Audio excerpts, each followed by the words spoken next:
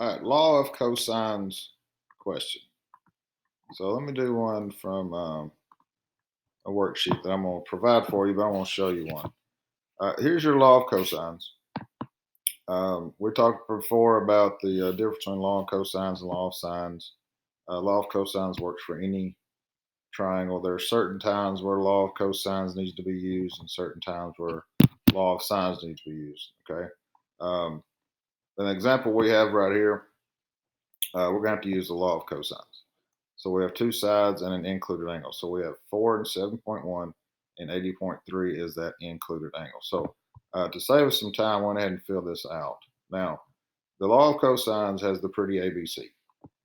And the problem we have right here, it's not ABC. This is XYZ. And if you see this one down here, this is JKL, DEF, all those. So you're going to have to be able to correspond which ones match up with which. All right, so this is asking us to get Y. So we are solving for Y. So let's go over here. Y is going to go here. This is the Y that we are solving for. Well, if we're solving for Y, based on the law of cosines, we need to be given the angle Y, which we are in 80.3. So 80.3 is going to go here. All right. So the two sides that I'm given are going to go in these spots, and it doesn't matter what order. So we'll call X A. This so 7.1 will go in here. 4 will go in here, and the same thing here. 7.1 here. 4 is going to go in here. So, and you just throw that in your calculator. Okay. Now, be sure after we do this, we're going to put it in the calculator. But after we do, we got to make sure we square root it in order to get rid of that square. I would rather go ahead and get rid of this cosine stuff so it doesn't mess you up. This 0.1, then times 4, then times 7.1, and then times -2. Don't forget the negative. And that gives me that. And then I'm going to do my square. So plus 7.1 squared. And then I got my 4 squared. All right, and then make sure you square root that, and I get 7.5. All right, so y is going to be 7.5. We'll call it 5.4. So 539, we'll call it 7.54. All right, so that's that answer. Now that's asking me to get x.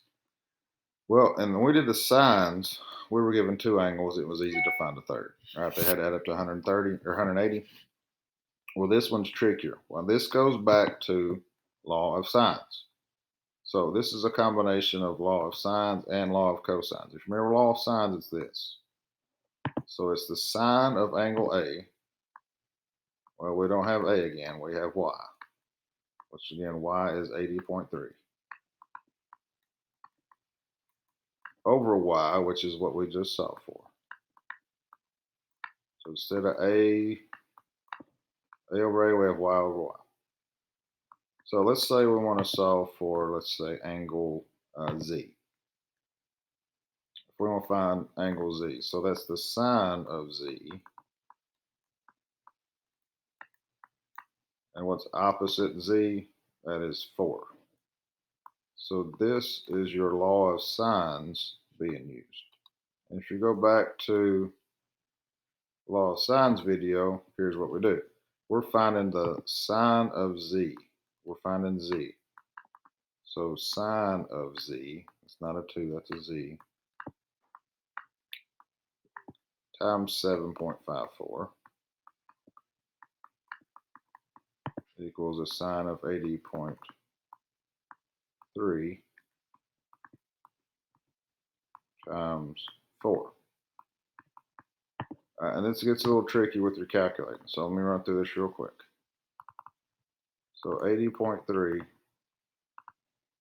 sine times 4. I'm going to divide that by 7.54. And go back to previous stuff. To get an angle, I'm going to do inverse.